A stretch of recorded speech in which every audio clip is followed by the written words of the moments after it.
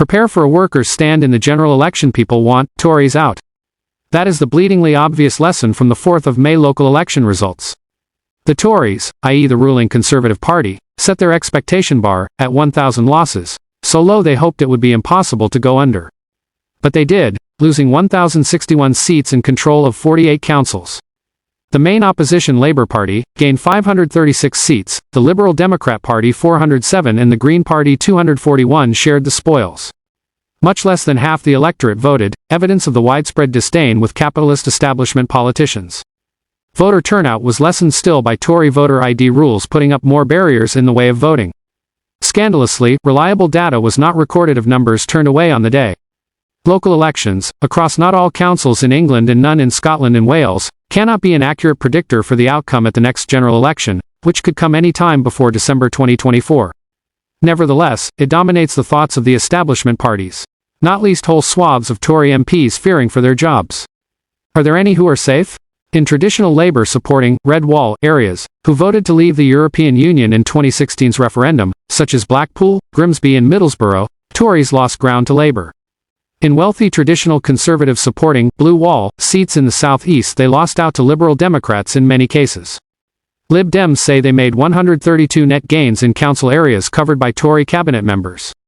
Prominent Blue Wall Tories, including Michael Gove, Theresa May, Nadeem Zahawi and Jeremy Hunt, will all feel under threat. Even Mid-Suffolk, an area which has not had a non-Tory MP since the 1950s, was lost to the Greens who now have their first ever majority council. Such uncertainty will stir the already simmering cauldron of discontent that is the Conservative Party. Many Tory MPs and councillors who hoped against hope that Prime Minister Rishi Sunak would give some stability following the disastrous premierships of Liz Truss and Boris Johnson's lying sleaze, will again be looking to save their careers. All of the running sores of division in the party will be examined once again, on the issue of the relationship with the EU and the Windsor Agreement over the Northern Ireland border, on money for so-called levelling up, just how draconian to be towards people fleeing war and oppression on small boats, when and whether to invoke new anti-trade union laws on striking workers, and on the treatment of ex-Prime Minister Boris Johnson. Political poison for the majority of the electorate. In Conservative clubs up and down the country many party activists hark back to his temporary populist appeal. The potential recommended sanctions from the Privileges Committee report into whether Johnson lied to the House of Commons will come before Parliament in the coming weeks and months. Tory MPs will have to vote to accept or reject. For Sunak and the Tories, the road from here to a general election will be far from smooth. Sunak may not have his own way on when exactly the poll takes place, and the party may go into it with fewer MPs sat on its benches than at present. Labour picked up the most seats on the 4th of May, although not as many as some predicted they could have. In the more than 50 local authorities controlled by Labour, voters have already had a taste of what a Starmer-led government would mean. All have passed on cuts and austerity as demanded by the Tories, without putting up a fight. Labour's projected vote share was no higher than in last year's local elections at 35%.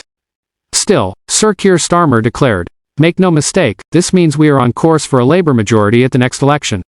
But make no mistake, many would not have voted for Labour with any enthusiasm, only as what they deemed the best way to inflict a blow on the Tories.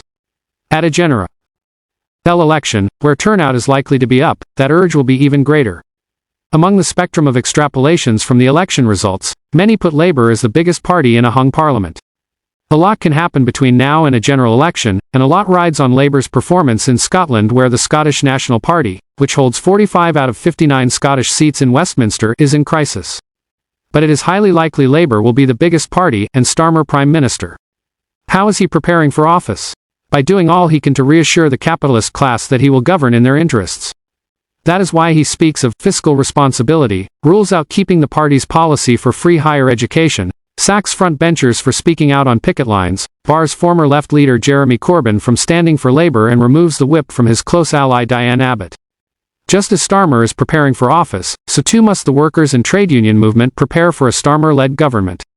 And be under no illusions that it will be possible for Starmer to act in the interests of both the bosses and the workers. As much as his approach is modeled on that of Tony Blair, unlike Blair, who governed initially in a period of economic growth, Starmer will inherit a stagnant or recessionary economy, with stubbornly high inflation. Acting in the interests of the bosses will mean assisting them in continuing to attack our living standards. How can the trade unions prepare to defend their members against attacks and real terms pay cuts from a Starmer-led Labour government? The Socialist Party is campaigning for a trade union-backed workers' list of candidates to contest the election, as the first step towards the development of the new mass workers' party we need. It could include Jeremy Corbyn standing in Islington North, other left-wingers barred by Starmer from standing, striking workers and trade unionists, and socialist campaigners. Socialist Party members are taking part in debates throughout trade union conferences on what kind of political representation our class needs.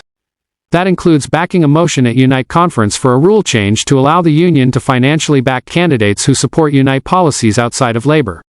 Even just a small group of fighting, workers' MPs in Parliament under a Starmer government would be a pole of attraction for all those fighting for an alternative to continued price rises and misery. If a workers' list is not prepared in time for a general election, Socialist Party members will stand as part of the trade unionist and socialist coalition, as our members have in the 4th of May elections. In doing so, giving people the opportunity to vote for a fighting alternative to cuts and austerity, and preparing the ground for future workers' electoral struggles on an even larger scale.